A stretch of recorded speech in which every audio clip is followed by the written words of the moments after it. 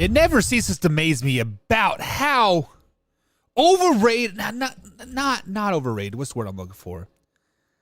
Arrogant, egotistical, cocky, I'm better than everybody else. Those type of words that some people are in this world. It never surprises me that we see this over and over and over again, especially in professional sports. Now, the latest couple people that have stroked my interest, I should say, piqued my interest, man, I'm all types of words today. Cam Akers and Robbie Anderson.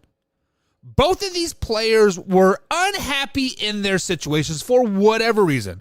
We know the whole Robbie Anderson thing, how he didn't want Baker, and then all of a sudden they're the best friends, and now his intern head coach dismissed him in the middle of the Rams game, and all of a sudden, poof, he's in Arizona. Coincidentally, Hollywood Brown is out for a prolonged time with a foot injury, and Hopkins is still out. He should be back this week with the PED thing. But then Cam Akers. Cam Akers came back last year off of that Achilles injuries that he had during the postseason. We all thought, hey, he is back. And then ever since then, he has kind of just been blah. He's kind of just been a figment of our imagination. I drafted him on my fantasy team. I thought, man, this guy's going to be great. Give him 10, 12 points a game. Bada bing, bada boom. We're rolling, baby. But Cam Akers now is seeking a trade because he's not getting the ball enough. Like, what are these professional athletes showing these kids? That you cannot stick it out for a full season? You can't suck it up and get paid? Yes, it sucks that you're not getting the ball. But you know what it does to these high school kids? Oh, I'm not getting the ball here as a sophomore, so I'm going to go to the school across the street, and I'm going to do this, this, and this. College is the same way. College is the same way. Wow, my allergies are getting me already today. But nonetheless, Cam Akers, Robbie Anderson, what can you do with them at the end of the day? Throw them to the wolves, get them out of here. Are you ready for the best damn radio show on the planet? Man Hour Nation, rise up.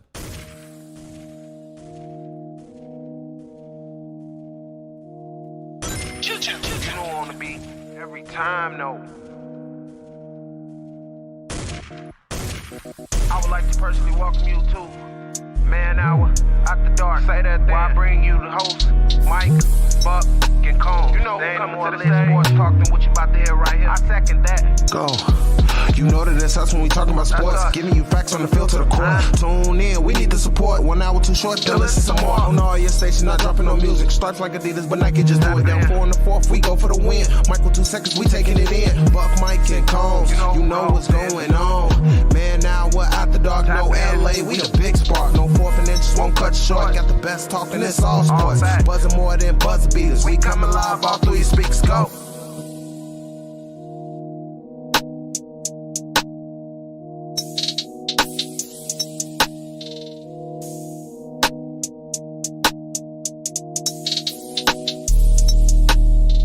And what is up, Man Hour Nation? Michael Buckasher here with the Man Hour. I'm sure to head over to manhourradio.com. Check out the merchandise page. Of course, check out the blog section as well. We got some great writers over there. And, of course, we got some great merchandise as well.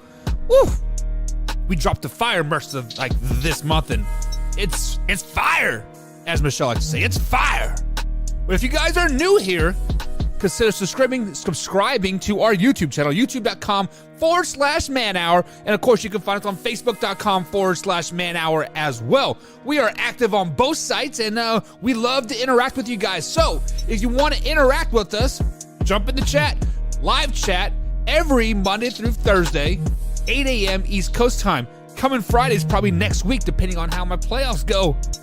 Right, let's just be honest, it's not looking great, but I am a glass half full type of guy, so hopefully the glass is still half full toward the end of the week. But it is Fact or Crap Monday, And we pull out questions that we have in our trash talk groups, and we simply ask the questions. Is this fact, or is it a dead indeed crap? So we got to talk about the man. Alpha Rod's Buffalo Bills beat my Kansas City Chiefs. We're going to talk about Mahomes choking. We're going to talk about that. The Jets, Jets, Jets. Wow, are they for real or are they for real? We'll talk about that. Carson Wentz is out 4 to 6 weeks with surgery on his hand. What? Eagles improved to 6-0 on the NFL season. And they are hot. When you're hot, you're hot. Speaking of hot, Alpha Rob is hot.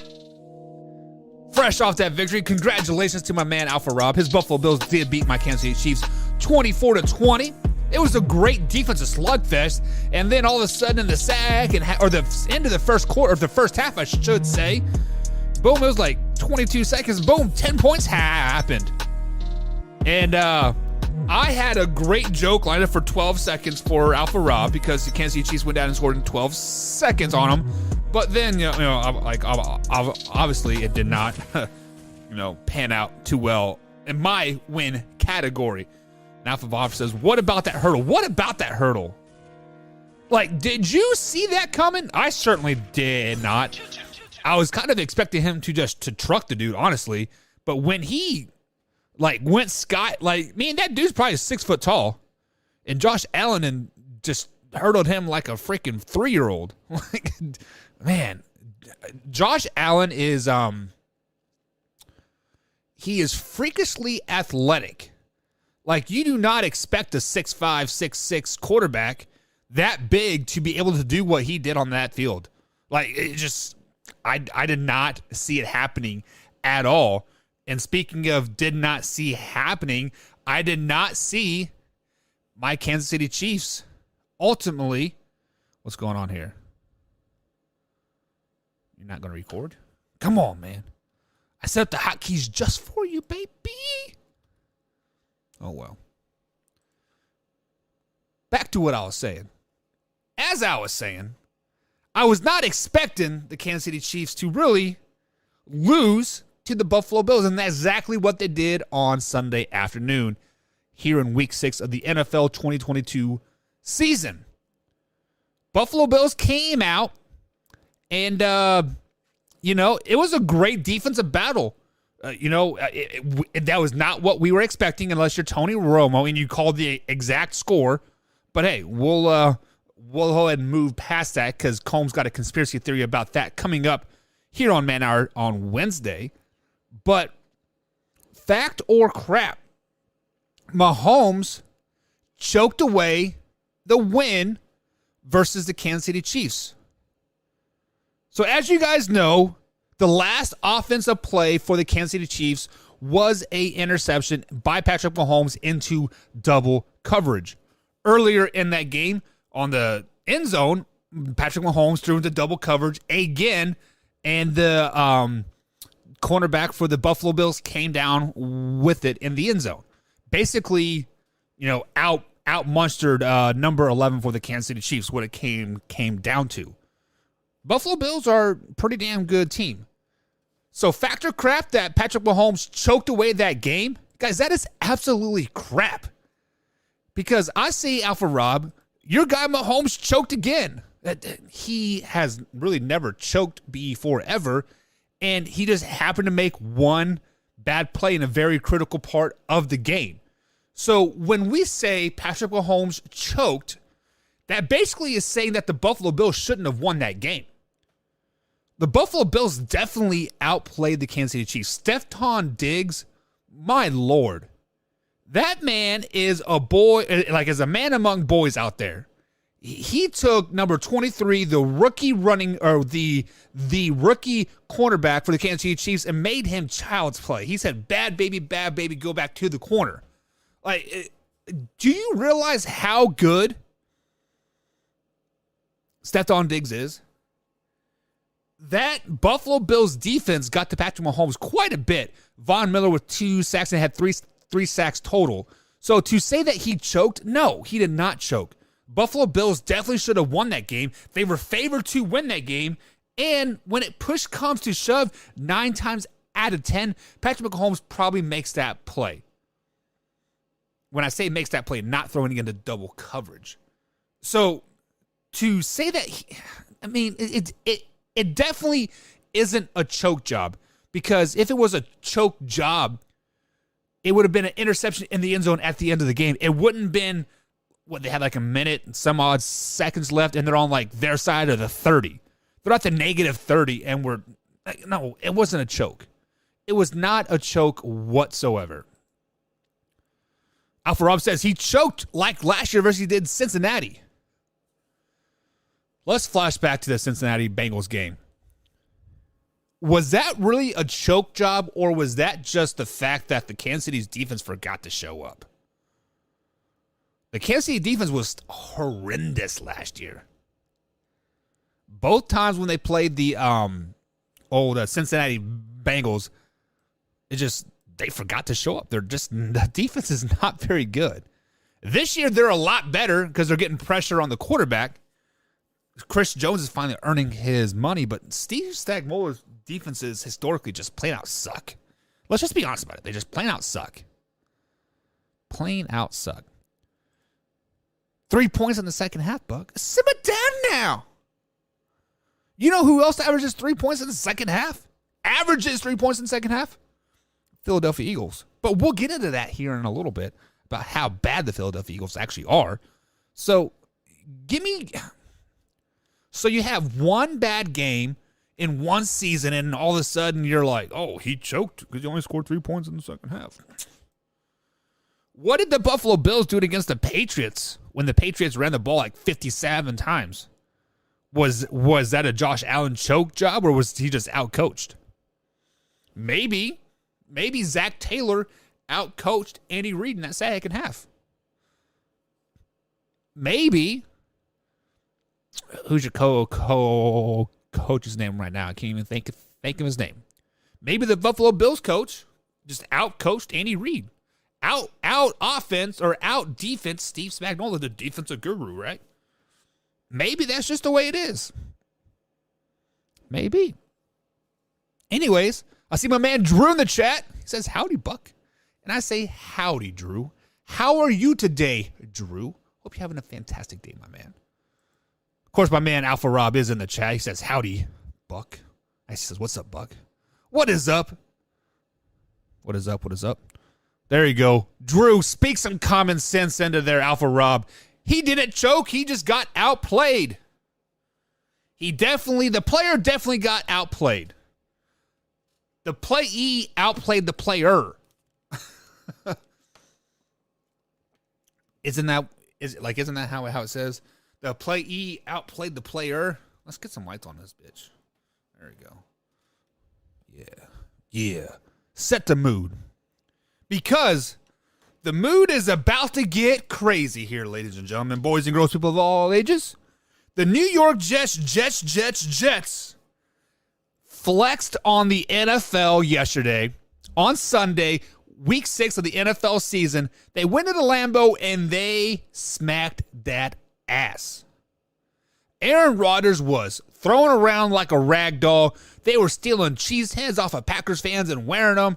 They were just flat out embarrassed talking about the Green Bay Packers. Now, the New York Giants, or the New York Jets, do improve to 4-2 on the season. So, fact or crap, the New York Jets are the biggest surprise of the 2022 NFL season. So, when I first saw this, and I first saw it, come up, I started thinking, there were several teams that we said they were going to be sleepers this year. Combs and I sat on here, and we both named the Giants. We thought the Giants could possibly be a 7-8 win team. I believe Combs said the Jets as well. He didn't say they were going to be a 7-8-9 win team, but he said they are going to be sneaking up on some people and they might get 4 or 5 wins this season. Right now they're sitting at 4, so he is right on par. Nobody thought the Philadelphia Eagles were going to be 6-0. Let's just be honest about it. Nobody thought the Tampa Bay Buccaneers were going to be 3-3, or the Miami Dolphins being 3-3. Everybody had them in the Super Bowl.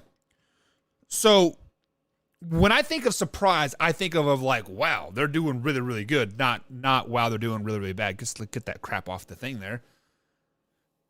So fact or crap, the Jets are the biggest surprise of this NFL season. I don't know why I took the crap down, because it is crap.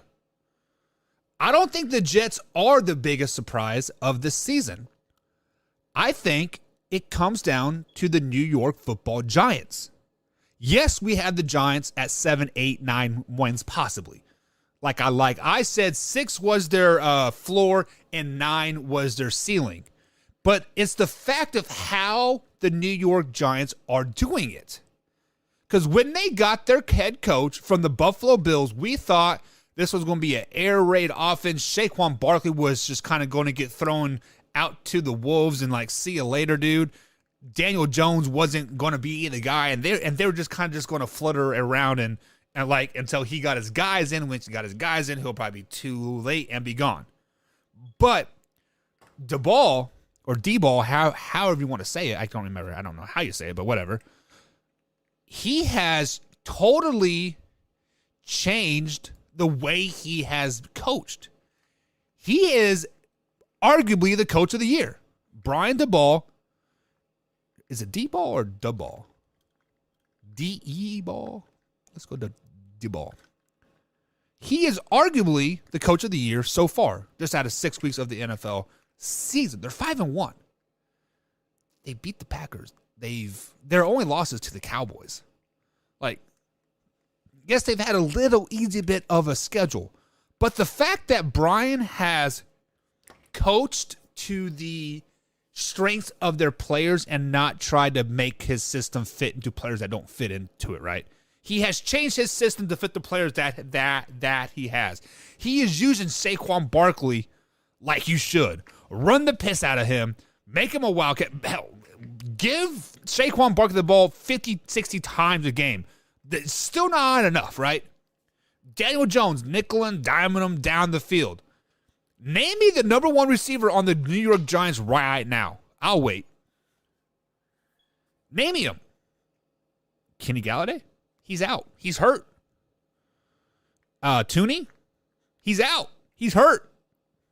Like, I mean, there is nobody on the Giants right now that is going to stand out and wow you. So once free agent hits, we got 2 weeks left before all the free agents got to be signed, right? Odell Beckham Jr. could be a New York Giant, and this team becomes a very, very scary team because now they got that deep ball threat. Now they got that guy that's going to go over the middle and go get it repeatedly for you. It takes 8 guys out of the box and let Saquon eat even more. So it is 100% crap that the Jets are the biggest surprise of the season because it is right across the river in New York, and then the Giants. Well, I guess it's just because they changed the same field. But whatever. Giants are the biggest surprise of the season. Hands down. Danny Dimes beating Jackson Ravens fans have to take that. Yeah, take it. Take it. How about this? This is the biggest surprise. The Baltimore Ravens giving up 3 17-plus point leads and losing them all in the second half. Hello, Atlanta Falcons 2008, right? Or whatever the hell it was. Like, cue the music. Sheesh. Are the Ravens' defense really that bad? I mean, because when you think of bad teams or bad defenses, you don't think of the Ravens. You don't think of the Steelers, right? I mean, they're playing like a JV defense right now. You don't think of the Cowboys, right? They're a pretty dominant defense right now. But you know a team that we do think of dominant defenses, that is the Washington Commanders. But we're not here to talk about their defense. We're here to talk about their quarterback situation. Carson Wentz goes down with a broken finger. It requires surgery, and he'll be out 4 to 6 weeks. Taylor Heinicke is the backup, and Sam Howell is their rookie third-string quarterback right now. So fact or crap, Sam Howell gives them the best chance to win moving forward with Carson Wentz exit. So when we sit back and we ponder thoughts here, this Carson Wentz injury is a blessing in disguise for Carson Wentz. He was about to get benched. He was playing dog shit bad. Now, we never wish injury for anybody, and we always wish them a speedy comeback. But at the end of the day, you're like, damn, man, you can't even complete a 10-yard pass accurately 2 times in a row. Luckily, you broke your hand, so you have some type of excuse of why you suck. But Sam Howell is a rookie quarterback. He got drafted, the 5th round, maybe 6th round, I'm not for sure. It was pretty late. All quarterbacks were drafted pretty late. But the Commanders are bad right now. Now, are they bad because of the quarterback play? Are they bad because of their defense being out? They're pretty injured, right? The offense is starting to get back healthy, right on track. But factor crap, Sam Howell gives them the best chance to win. It's a crap-filled night, guys. The best quarterback that gives them the chance to win was the starter of the starter last year. They should have named this guy starter after he went toe-to-toe with Tom Brady and the Tampa Bay Buccaneers in the NFL playoffs last season. They should have never wasted a 3rd-round pick on Carson Wentz and wasted money. They should have gave it to Taylor Heinicke and let this man flex on the league. So I heard all your guys' crap. He has a weak arm. He's inaccurate. He's inconsistent, yada, yada, yada. He played with the torn freaking rotator cuff most of the season. Every game we saw him throw the ball, he had a torn labrum and a torn rotator cuff in his throwing shoulder. He had surgery with that in the offseason. He has repaired that. So this guy has guts, he has glory, and he has that it factor. Taylor Heinicke is Washington Commanders football right now. He is damn good. Now, I'm not saying he's a top 15, top 20 quarterback in the league. That's way too early for that right now. But my eyes tell me that when this kid stepped on the field last season, in that playoff game, the whole Washington Commanders team sparked up a little bit. They got excited to play because the Commanders were a losing team last season. Do you guys remember all those talks about the NFC East, right? They had a losing record team make the playoffs. And that losing record team went toe-to-toe with the Tampa Bay Buccaneers. The Tampa Bay Buccaneers. Yes, I know they're not the Tampa Bay Buccaneers right now, but then they were. Right? Granted, they did lose to the Rams in the playoffs, right? But whatever. It's still Tom freaking Brady. Taylor Heinicke is the answer in Washington. Ain't no way about it. Sam Howell is going to be a pretty good backup for many, many years to come. He is not a starting quarterback in the NFL. Carson Wentz is no longer a starting quarterback in the NFL. Taylor Heinicke is the answer. Point blank, period. Washington Commanders fans, embrace this man. Embrace him, embrace him, embrace him. It's just, I don't understand why you guys hate on man. Just like how people hate on Jimmy G. He has a 700 winning percentage until he played the Atlanta Falcons. And Alpha Rob says, I don't know, Buck. How about the Atlanta Falcons being 3-3? Did you see that? Absolutely not. Absolutely not. We did not see that. If anybody is telling you that at some point in the season, the Atlanta Falcons were going to be a 500 team, they were full of shit. Everybody that I saw, Combs had them not winning one freaking game. I had them winning 3 or 4 all season, right? So to say that they're 500 going into week 7, what? Now maybe after 2 weeks, right, you sneak a win versus who they played first. Did they play like the Jaguars? I don't even remember who they played first. But 1-1 going into week 3 possibly, right? But we're now in week 7 of the NFL season. And you're 3-3. Were we expecting this type of play out of Marcus Mariota? Granted, he only threw the ball 14 times, but he was 14 for 14 for 2 touchdowns. Like, sheesh. Give that man a beer. Tell him to calm down with that. To anybody, yeah, I mean, the Atlanta Falcons are a huge surprise. Let's just be flat honest about it. They are a huge surprise. And if anybody tells you that they had them better than 3-3 going into week 7, or at 3-3 going into week 7, they're full of shit. 100% full of shit. No questions asked about it. So Drew says the problem with the Commanders is their coach. Huh. So, obviously, Ron Rivera has been around for quite a while. When this is his 5th or 6th year in Washington, I'm not for sure. I think he was a Redskins coach, so that was at least 4 years ago, right? I can't remember for sure. But one thing you have to know about Ron Rivera is that the Washington franchise, I feel, is kind of married to him a little bit. Because of the fact that he went through cancer treatment and still led them to the playoffs. So, like, if anybody is able to do that and do it repetitively and do it well, I mean, that gives you at least 3 years. So, that at least gives you 3 bad years. And right now, this is a bad year. So, this could be a second bad year. So, maybe next year would be his, hot seat year. But with that being said, I mean, Ron Rivera maybe has gone over the hill a little bit. I don't know how old he is, but maybe it's just time to hang him up. Maybe his heart isn't in it anymore. Ron Rivera used to be a player that everybody rallied around and really wanted to get it right, get in there and and now it's kind of like whatever. He is what it is, right? Says Alpha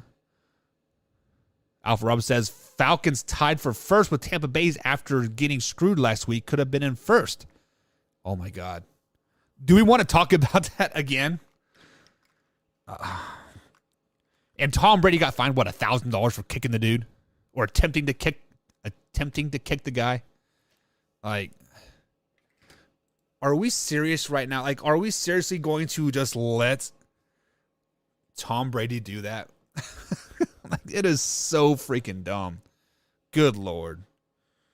Good Lord. The final fact or crap of the night that I have. If you guys have a fact or crap, let me know in the chat. I will definitely ask it. We got a little time. We're going a little fast tonight because it is just me on a solo show. But fact or crap to wrap up the show here. The Philadelphia Eagles improved to 6-0 after beating the Dallas Cowboys last night.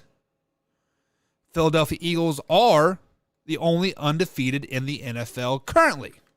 So fact or crap, the Philadelphia Eagles are the best team in the NFL.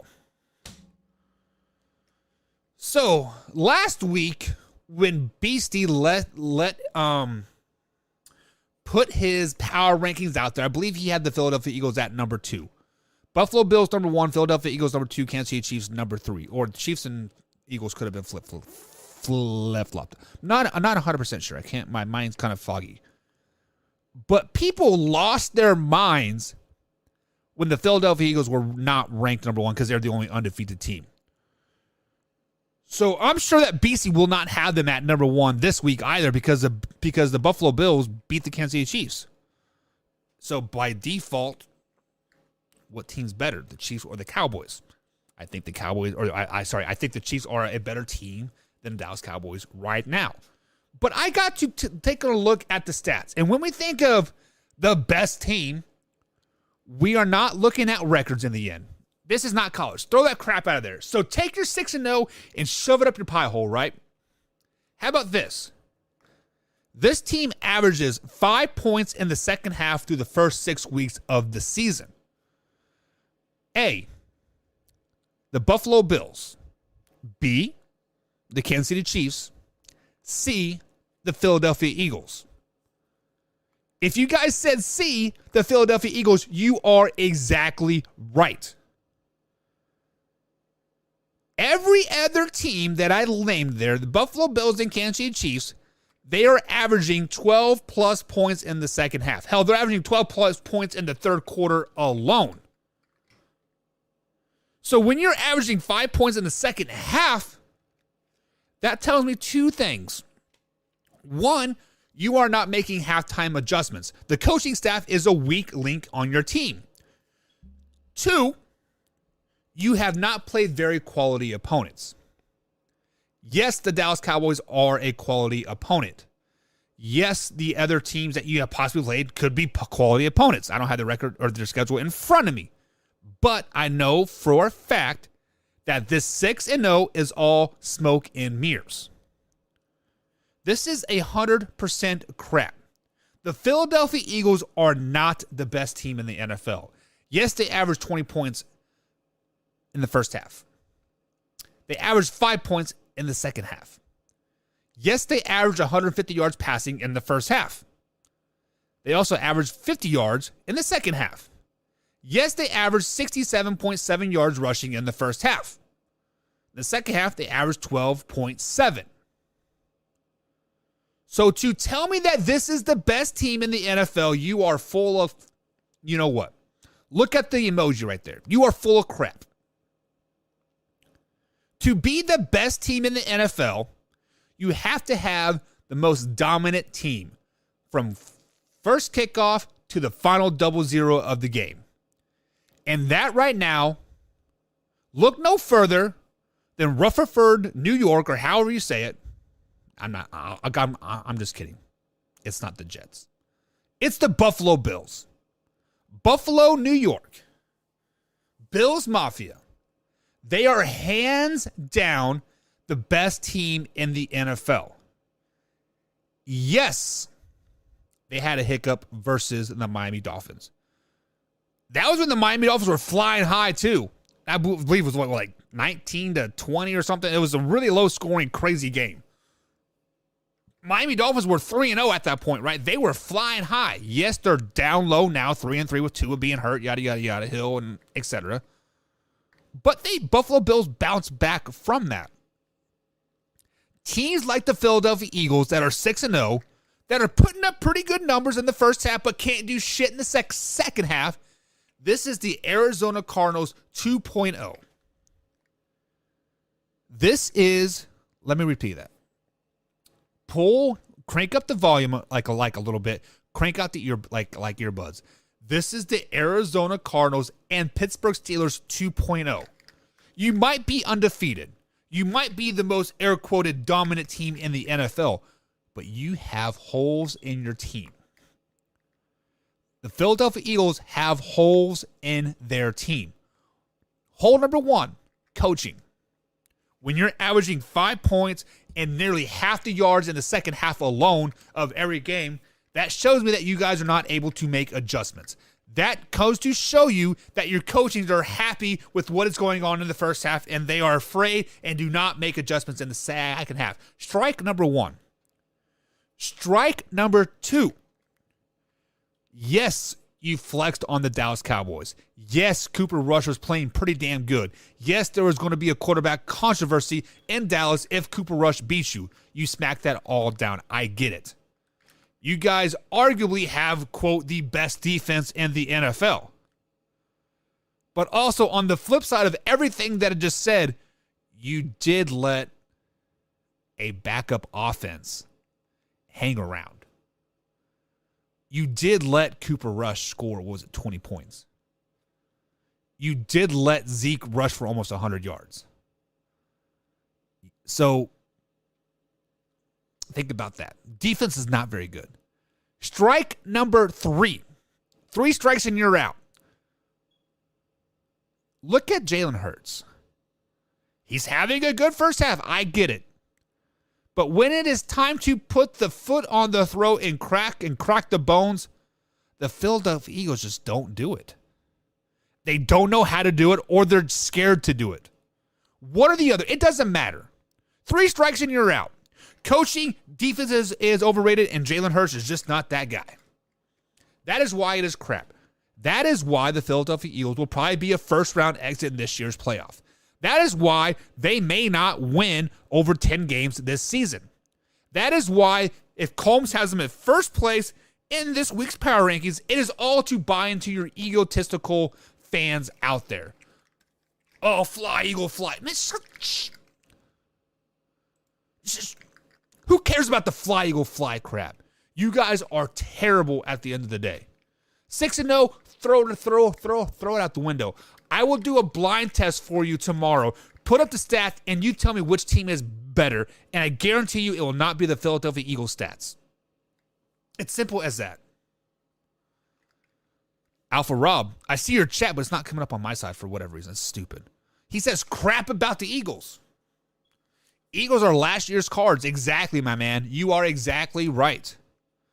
How about that? The previous year's Pittsburgh Steelers. It's just, people get so caught up in this undefeatedness that it is almost like if you're undefeated, like by default, like you have to be number one. This is not college. Who cares about an undefeated season? Who cares about how you if you lost to this team, if you beat that team, any given Sunday? That is why we love the NFL. You have to use your damn eyes at the end of the day, and people have to see how dominant the Buffalo Bills are. They are the most dominant team in the NFL, and that is why they will definitely be the number one seed in this week's power rankings. There's no question about it. So all you Philadelphia Eagles fans can just shove it at the end of the day. I will be a master troller on Facebook all day tomorrow, sharing the power rankings in all these Philadelphia Eagles groups that I have joined just to talk shit. Because that is the type of person that I am. I am there to poke the bear. Poke the bear, poke the bear, poke the bear. Tell me why the Philadelphia Eagles deserve to be in first place. Well, we're 6-0. What else? What else you got for me? Besides being 6-0, what makes the Philadelphia Eagles such a good team? I'll wait.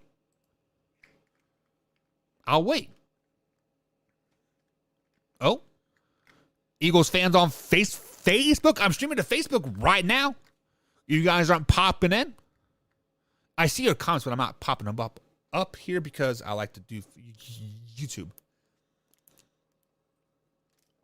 Come over to YouTube. Eagles fans are awful quiet over there, guys. Awfully quiet. Anyways, guys, that is going to be it for tonight. Tomorrow, right here on Man Hour, we have a special treat for you guys. Does anybody here like the New England Patriots? Do you like the New England Patriots? Do you like the New England Patriots? Do I like the New England Patriots? No, I don't. I don't like New England Patriots at all. But you know who does?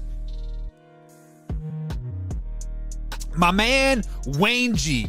Wayne G is a New England Patriots enthusiast. Every Tuesday moving forward, we are going to bring Wayne G on because he has been hitting the inbox. I was like, Buck, I want to be on. I want to talk some Patriots. And you know what?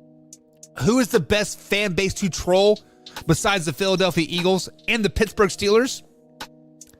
The New England Patriots. You guys are exactly right. So, Patriots fans, hope you guys love being trolled by Buck Nasty because it's about to go down. It's about to go down. People are saying Hurts is the MVP race. Now, if Jalen Hurts wins the MVP, it's only because they're going to have a decent season. I don't know. He's not a good quarterback. You want a true MVP this year so far? Not Josh Allen. Not named Josh Allen or Patrick Mahomes. You guys want to know? Saquon Barkley. Not only the comeback player of the year, but could possibly win the MVP. Saquon Barkley has my vote for MVP, if I had a vote. Anyways, guys, that is it for tonight. Tomorrow, 8 o'clock East Coast time, right here on youtube.com/Man Hour. Wayne G will be joining me with some Patriots talk. Of course, we're going to talk about this Monday Night Fiasco that's going on right now, the Chargers versus the Broncos. Jesus Christ. How many primetime games do the Broncos have, like, at this point? L for them. Whatever. We'll see you guys tomorrow. We out. I'm out.